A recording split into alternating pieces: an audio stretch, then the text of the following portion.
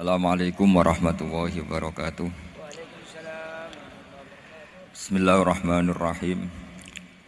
Tabarakalladzi nazzala al-furqana ala 'abdihi liyakuna lil 'alamin nadhira. Allahumma shalli wa sallim ala sayyidina Muhammadin wa ala alihi wa sahbihi ajmain. Amma ba'd. Tak terangno dari awal redaksi ini Nabi, terus kula terangno hukum fikih. Badhe niku nembe kula terangno ilmu filosofine salat. Ngendikane Kanjeng Nabi Muhammad sallallahu alaihi wasallam niku teng hadis sahih mutawatir niku as-sholatu khairun maudhu'un fa aktsir aw aqilla. Kula balen malih. As-sholatu khairun maudhu'un fa aktsir aw aqilla. Jadi salat itu kebaikan yang sudah bawaannya dulu. Jadi sudah bawaannya salat itu kebaikan. Maudhu' itu sesuatu sing asli. Pokoke salat itu mesti apike. Sebab niku ngendikane Nabi cek kowe ngekeh-ngekehno jumlahe salat, cek jumlahe napa sithik. Dalam konteks artine salat fardu karuan nggih, kaifiyahe karuan, aturane karuan.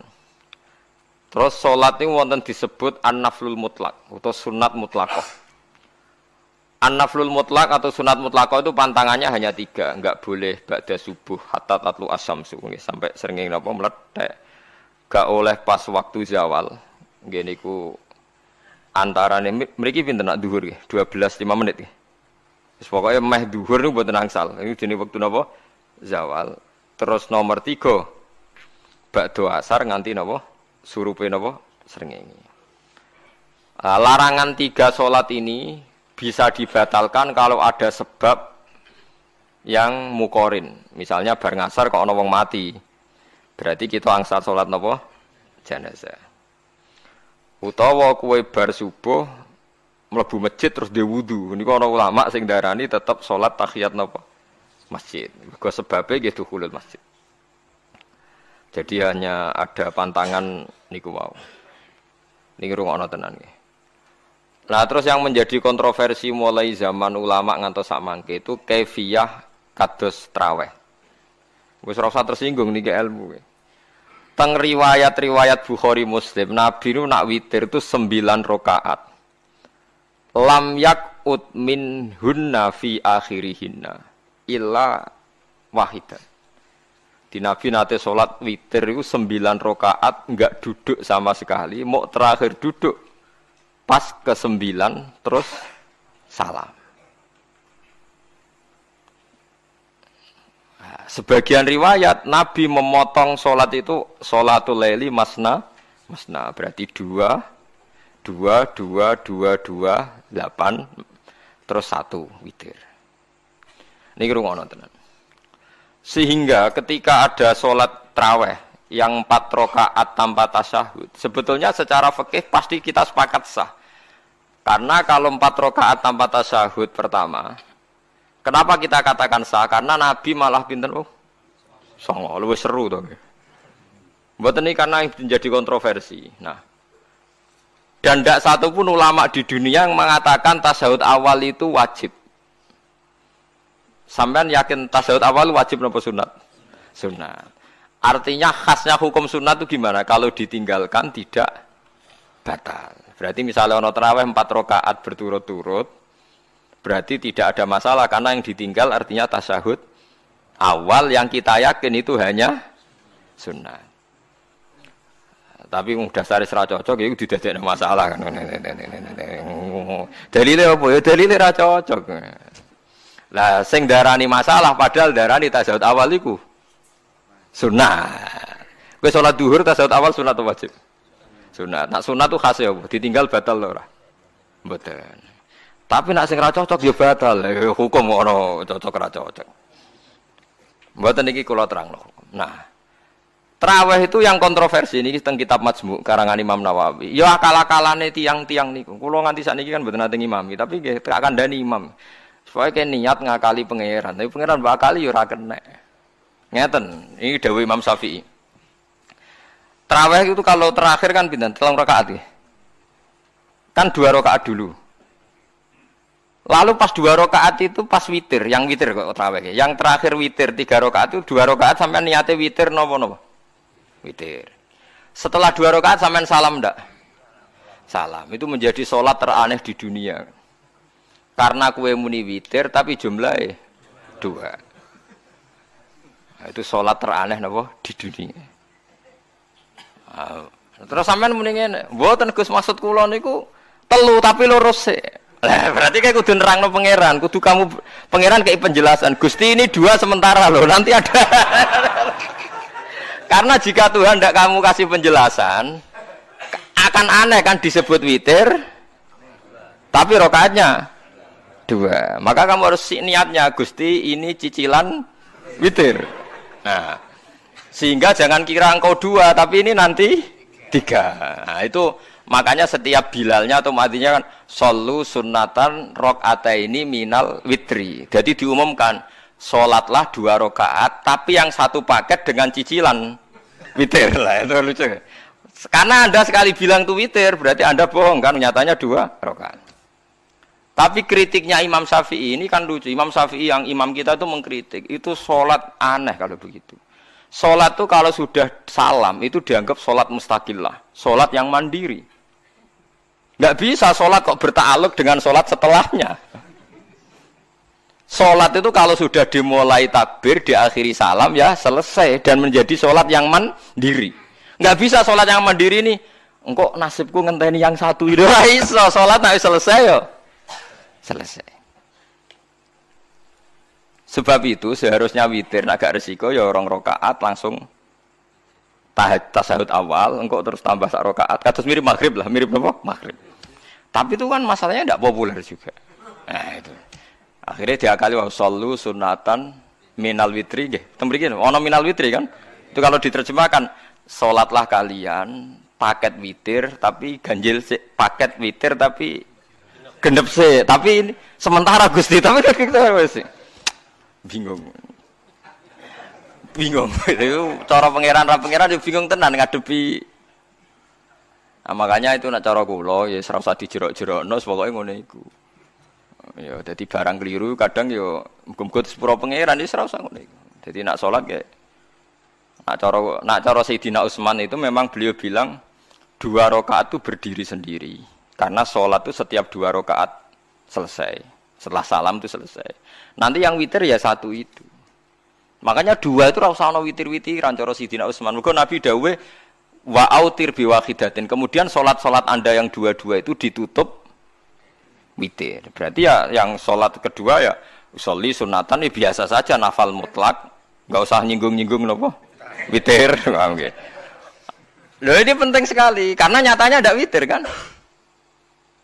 Nyatanya tidak napa witir. Lah nanti yang 1 terakhir witir.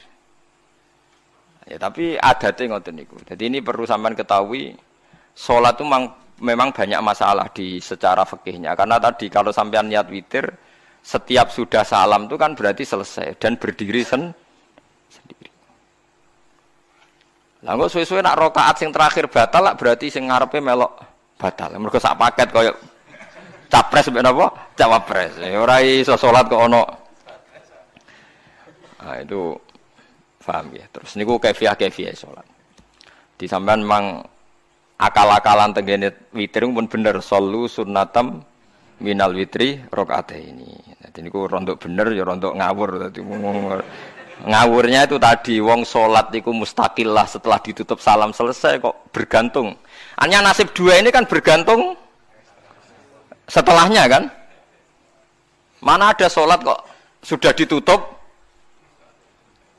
berkaitan.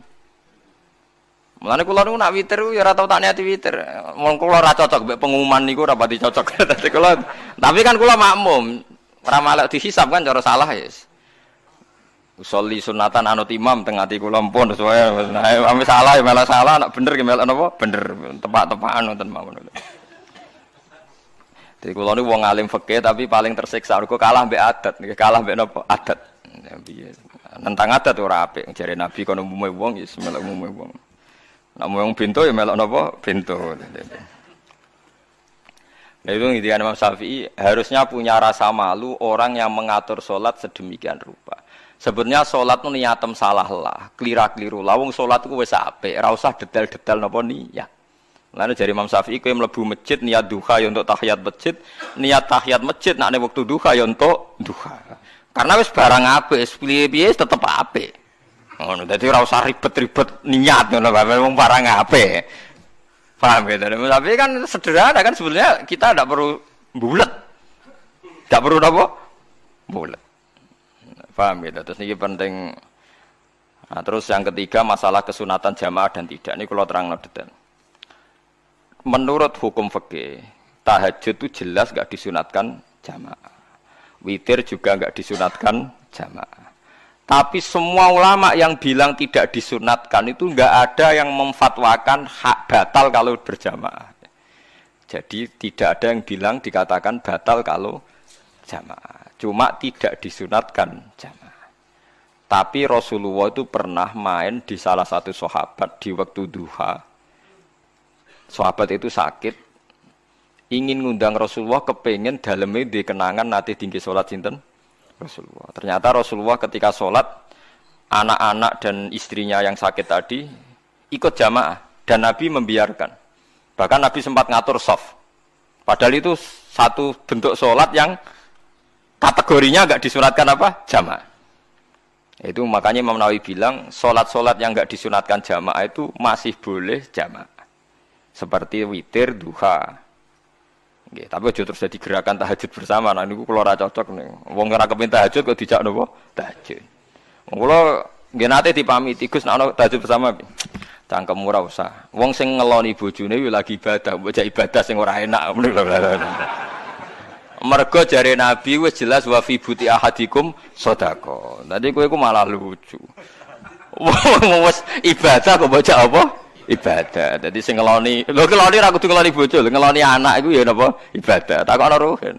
Nak ngeloni bojo gak di masa depan ngeloni apa? Anak. Ngeloni anak nggih napa? Ibadah. Ning omah njaga anak bojo timbang dhewean nggih napa? Ibadah. Mulane kula nu rapati cocok nek ana tahajud bersama. Oleh tapi aja dadi gerakan. Nak sing pun nglampahi nggih monggo. Sing umate seneng nggih monggo, itu tetap baik. Tapi baiknya bergantung sejauh mana ini tidak dimasalkan. Sekali dimasalkan tetap tidak baik. Karena nanti punya akibat yang sedang baik diajak baik yang lain. Dari baik nikmat menjadi baik gremeng itulah itu perkara kan. Hanya orang kan sepakat kan nak ngumpuli bojo ibadah. Kabeh ulama sepakat kan. Dan itu penggemarnya banyak. Terus dijak ibadah yang penggemarnya sedikit. Dasar imamnya ra cocok. Lah itu kan resiko agama dikomentari kan tinggi. Makanya tidak usah dimasalkan. Sing kelon ya keben, sing turu ya napa? Keben karena turu ki ibadah kan. Wong turu niku mari ra maksiat. Wong zina iku mergo apa? Mergo ora turu. Wong maling ya mergo ora turu. Wong ngrasani wong ya mergo ora turu. Mulane kula nate cerita teng ngaji niki ana ulama wali.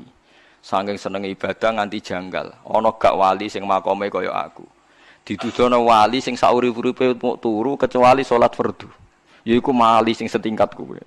Mboten trimo Gusti tapi niku kok turah turu ya takokno sesuk. Kena apa kok turah? Turu.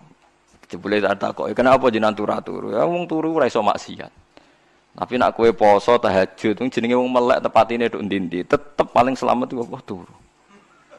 Akhirnya ngakoni dene. Jebule alim kuwe lah ya dadi turu iku iso dadi wali. Ke wong turu ora ngarah zina, ora ngarah maling, ora ngarah ngrasani wong. Dadi mulane akeh wali sing berangkat saka napa turu. Mulane Ashabul Kahfi iku wali sing kramate iku turu suwi. Mergo turu iku nak tepak. Niku iso dadi napa? Wali. Mulane kena apa kramate Ashabul Kahfi napa? Turu, tapi aja tiru. Iki cerita ilmu, dari ilmu ora kudu mbok setujoni niki ilmu. Difaham ya dados. Kula piyambak pribadi belum pernah tahajud jamaah sama istri saya. Kula piyambak jarang tahajud. Tapi memang saya beritahu kalau salat-salat yang kesunatannya itu tidak jamaah, sebaiknya jangan dipaksakan jamaah. Karena kadang fadilahnya disirron. Kula baleni malih seperti sedekah. Kalau zakat wajib itu sebaiknya diumumkan supaya orang tahu bahwa dia sudah melakukan kewajiban. Tapi kalau zakat tidak wajib sebaiknya sirron, sebaiknya rahasia. Begitu juga sholat jamaah itu kenapa baik di sholat fardu? Karena kalau yang tidak jamaah kan dikira dia tidak sholat. Makanya kesunatannya sholat fardu napa jamaah. Tapi selalu potensi riya, sum'ah, pamer itu ada sehingga ada sholat-sholat yang dari awal didesain supaya tidak kelihatan orang. Yaitu sholat nggak usah berjamaah. Plus baik di rumah. Semua ulama ijma sholat sunat itu baik di rumah apa di masjid? Di rumah. Di rumah, di dalam kamar sama di kamar tamu, ruang tamu baik di dalam kamar. Bahkan Nabi nyebut sholat fiko ibaitiha di kamar paling dalam. Nah, bagaimana mungkin sholat yang sudah didesain siron begini, misalnya kayak tahajud, disunatno bengi-bengi ben ra wong roh, disunatno ning jero kamar ben wong ra roh. Jebule jamaah kan jadi aneh kan. Tapi kan tentang ya goblok, barang apa kok mbok tentang. Ya tapi kowe tenanan ya goblok kok ora sunah Nabi iki, Pak. Mulane nek ora takok itu yang jenengan takoki kok mubang-bang. Lha makane aku wong alim dadi bingung. Bingunge iku mergo akeh ilmune ora kok koyo bingungem. Tapi yang jelas peminat ibadah kelon itu lebih banyak. Ini mau saya mesti ini. Karena Anda harus sepakat kan kelon itu apa? Ibadah. Kita sepakat kan. Dan itu peminatnya banyak. Itu sekali ada pengganggu pasti dikomentari tidak baik. Padahal pengganggu yang ngajak tahajud. Itu akhirnya kan tahajud jadi korban dikomentari gara-gara penggang. Nah itu yang saya tidak senang. Dieling-eling. Yang keempat, ini makom saya, tapi jangan sampai tiru. Ada thariqah namanya Mulamatiyah, yang pernah disebut di mana ya Mulamatiyah. Orang yang mau coba Malamatiyah. Ada ulama itu seumur-umurnya itu tidak pernah sholat qobliyah ba'diyah. Tapi jangan tiru, kalau ngomong saya ulang-ulang jangan tiru. Nah, kalau sering tiru, buat nanti sholat qobliyah ba'diyah. Termasuk yang menentang itu Abdul Hasan Asyadili. Dulu ketika beliau belum wali papan atas. Ulama Mulamatiyah itu kalau katoan itu dengkulnya ketok, jadi agak-agak pupu paling bawah itu ketok. Lanang loh, makanya coba yang wedok ini lanang, bakat lanang. Kalau wong wedok kan auratnya semua tubuh ya. Jadi rodok katoan cekak. Pas Abdul Hasan Asyadili liwat itu dia ingkar, dia ulama kok katoan cekak atau sholat sunat. Hasan Asyadili yang jadi thariqah sama Sadiliyah itu juga pernah wali anyaran ya. Janggal dia kan cek wali perfect, wali senang sempurna. Nah, akhirnya ketemu sama ulama itu ternyata jagongan yang antarane langit be bumi. Kok orang tadi sing katokan cekak maksudnya itu kok orang tadi. Terus digojol sana. Kamu jangan nyindir saya, jangan ngenyek saya. Makomamu cek duraku. Kamu lihat itu umatnya Muhammad banyak. Itu sing iso ngancani aku. Ternyata dia itu punya thariqah kumpul wong bid'ah, wong sekuler, wong nakal. Supaya mereka untuk rahmat mergo ini. Karena dekne mantep para pangeran, gak mungkin wong bid'ah, wong salah tak awari aku kena azab. Mesti pangeran ngergani aku. Jadi dekne ngancani wong nakal iku demi supaya wong nakal ora kena azab. Mergo diproses ilallah. Diproses didakwahi napa? Ilallah. Sebab barokah ini dekne dadi wali. Terus adekne sholat sunat qobliyah ba'diyah adekne berat. Kok tahu blas alasane? Dijak sholat fardhu ya abot. Nak nganti disangka qobliyah ba'diyah penting malah abot. Mulane aku ora usah sholat qobliyah ba'diyah. Lah iku sing makome iku kula baleni malih. Dijak sholat fardhu wae abot. Nak nganti aku qobliyah zuhur 4 rakaat, ba'diyah zuhur 4 rakaat. Utawa 2 rakaat, 2 rakaat. Tapi paling afdal kan 4 khusus zuhur lho nggih. Kaya apa? Dadi dekne nunjukno nek Islam ku mau sholat fardhu faqat. Ora luweh, ora kurang. Lha iku dadi wali Mulamatiyah sing digo tawasul teng Manaqib Syekh Abdul Qadir apa? Jilani ya Mulamatiyah. Iku wali-wali anti salat qobliyah, anti salat ba'diyah. Lane kula niku nganti sakniki nggih jarang teng kampung kula niku terkenal Gus Pak iku wong alim ora tau salat sunat. Ya anggere wong narukan salat sunat kabeh aku malah ora, tapi nek ora kabeh aku tak salat ta. Makane sementing ku ya sementing betul, sementing betul. Ya alasannya masuk akal. Alasannya masuk akal. Maka itu Abdul Hasan Asyadili pernah juga diingatkan wali-wali yang lebih senior. Begitu juga Abu Yazid Al-Bustami. Beliau juga pernah dipermalukan wali-wali agak preman. Tapi itu cerita wali, sampean harus percaya karena ini cerita ilmu hal. Abu Yazid itu seorang wali besar, makanya kan masyhur banyak santri namanya Bustami itu. Dulu tafal sama Abu Yazid sinten Al-Bustami. Itu dia wali Menara Gading, dia yang ngajar di pondok. Awalnya begitu ngajar, pokoknya jadi wong saleh. Niki cerita. Sing cerita kula nggih kiai-kiai. Cuma nak cerita niki kula ora roh referensine, tapi kula nate diceritani. Nak sing tadi saya tahu kitabnya.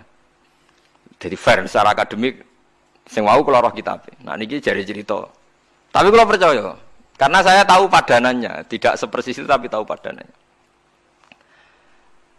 Dia itu mimpi, ya Allah saya ini nanti di surga bersama siapa. Saking yakinnya dia soleh, jadi mantep papan atas, gak pantas ono sing baturi dekne napa ning swarga.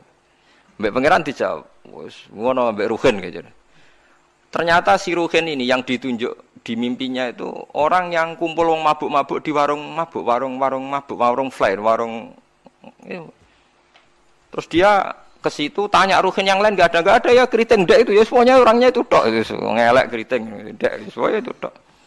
Tanya-tanya enggak ada yang lain terus. Mosok wali kancaku kok awor wong-wong napa mabuk. Dia akhirnya balik kanan. Wah, nak ngono ngipiku kok setan. Terus diceluk mbek wali tadi. Ya Aba Yazid, ya betul memang teman kamu di surga itu saya ya. Padahal ndak ngomong apa ya memang dikon. Ya betul, memang teman kamu di surga itu saya aja. Wah, wali tenan maksudnya bro. Terus ditanya, kenapa kamu berteman orang-orang mabuk itu? Dinya be, cangkemmu sing darane aku kancanan sopo.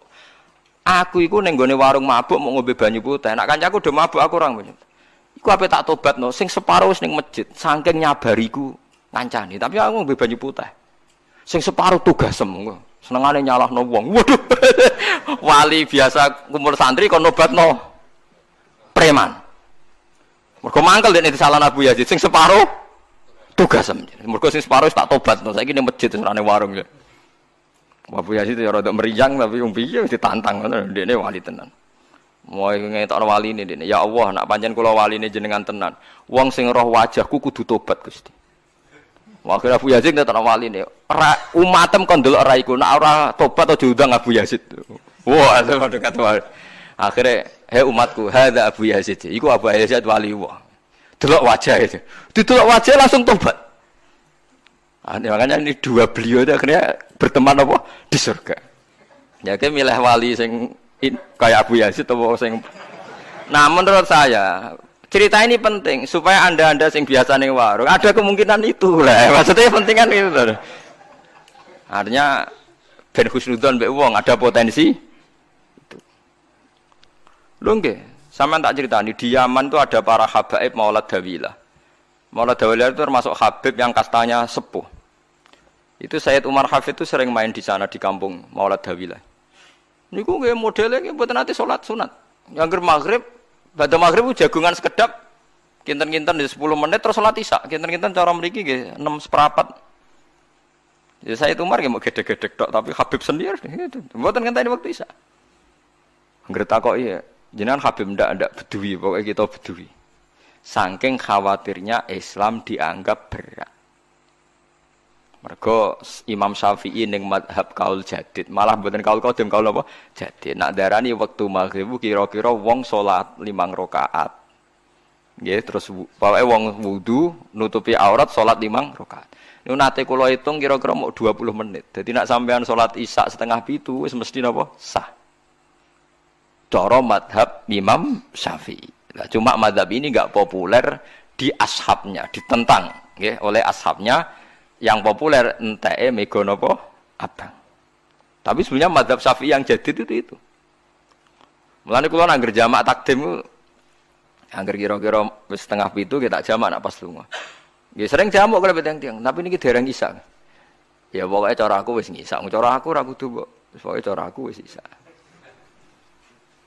Ya sebab kaul jadid malah. Makanya dulu ada seorang ulama berdebat. Sing sitok setuju waktu maghrib niku ngenteni enteke mega napa abang. Ana sing debatnya masuk akal ngeten. Niki sama-sama ulama bapak mbek anak. Padha ngalime padha sepuh.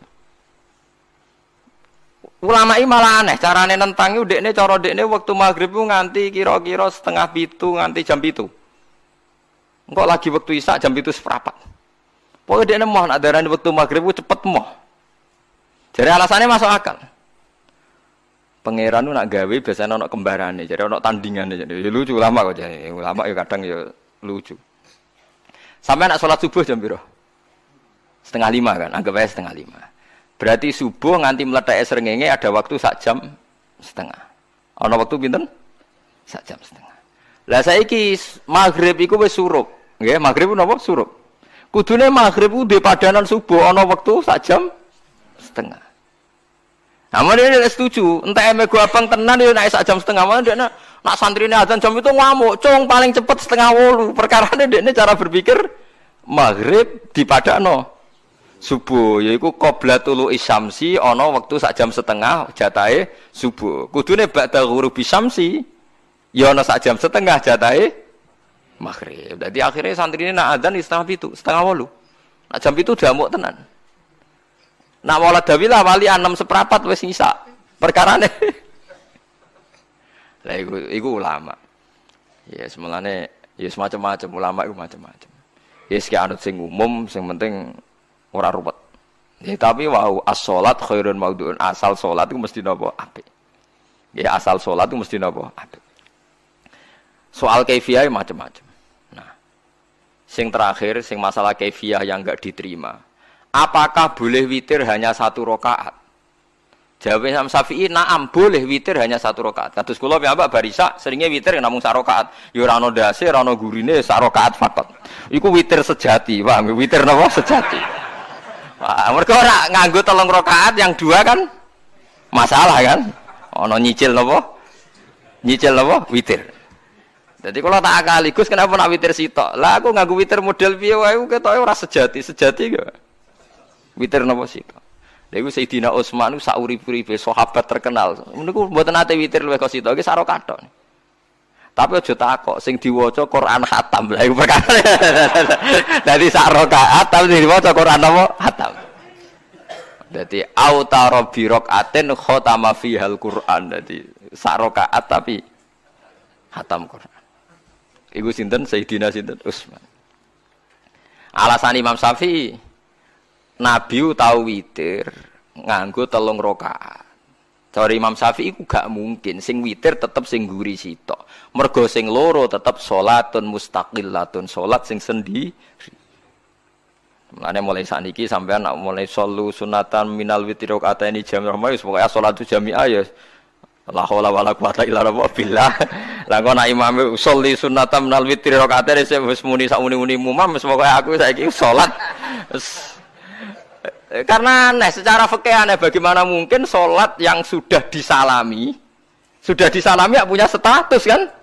Sholat saya gantung sholat setelahnya. Lalu gunanya salam menutup itu apa? Mosok menit assalamualaikum sementara Gusti ini masih ada. Wis disalami umpama kowe ngentut ya salate sah, umpama aurate kebuka ya sah. Mergo wis bar. Paham ya? Jadi sholat itu ora iso. Jadi mulane jadi kontroversi. Tapi ya apik bantah-bantahan sholat ya apik, bantah-bantahan barang apik. Jadi mangke bantah-bantahan iki ayundi malah perkara kan. Malah mari fitnah. Ya ada bantah-bantahan perkara napa? Sholat. Jadi ulama iki macam-macam. Jadi sing terakhir kula terangno tentang filosofi sholat. Di kula suwun sing ngaji kula sing seneng kula senajan to donga iftitah mboten wajib. Tapi nak di kesempatan kedah diwaca karena ndak ada riwayat yang mengatakan ulama pernah meninggalkan itu. Senajan to sak kadar. Terutama pas napa inna sholati wa nusuki wa mahyaya wa mamati lillahi rabbil alamin. Itu salatku, ngibadahku, matiku, uripku namung kersane Allah. Utawa namung kangge Allah. Karena ini menjadi filosofi sing dadekno salat mari ahlil jannah. Kita nak salat mesti ahlil jannah. Wong kot aflah, teman-teman bejo wis mesti bejane. Sampeyan ora usah wedi suul khotimah. Niku waswase setan. Mboten enten suul khotimah. Setan niku keliru, semua meden-medeni tok. Nak setan percaya suul khotimah ikon gawe suul khotimah. Mulane kula anggere wedi suul khotimah omongan kula setan. Tan setan nak pancen aku mbok weden-wedeni suul khotimah, yo gawe wae aku ben suul khotimah. Aja meden-medeni tok. Dan kowe ketok dadi pangeran. Kowe dhewe ora siap dadi pangeran. Ya ora pangeran kok meden-medeni aku. Jadi setan memang harus dididik, kudu diancam, paham ya? Mulane kula ana kiai pemuja setan kula ora seneng setan godane ngene kiai ra mesti selamat, wong top-top ra mesti selamat. Itu namanya memuji setan karena dia nganggap setan itu luar biasa. Setan kudu mbok prekno, mbok anggap gagal, tan setan cek goblok, kowe meden-medeni aku suul khotimah aku tetep salat. Berarti kowe gagal. Karo dene nek kowe kepengin menungso sesat kabeh ya sesatno wae ora usah meden-medeni jare kowe kondang kok trimo ngono-ngono tok ae. Bedene ya roh tingkat kegagalannya, paham nggih? Jadi setan harus dididik bahwa dia juga sering gagal. Setan kan ingin manusia enggak sholat semua kan, zina semua, maling semua. Ternyata kita enggak maling. Yang sholat juga banyak. Itu kan berarti tingkat kegagalan apa? Setan. Lah kita ndak ora dan setan wis salat puluhan tahun digodho ilang gandene goblok kowe. Nak wong iku salat puluhan tahun berarti puluhan tahun dalam kegagalan setan. Mergo wong salat berarti setane gagal.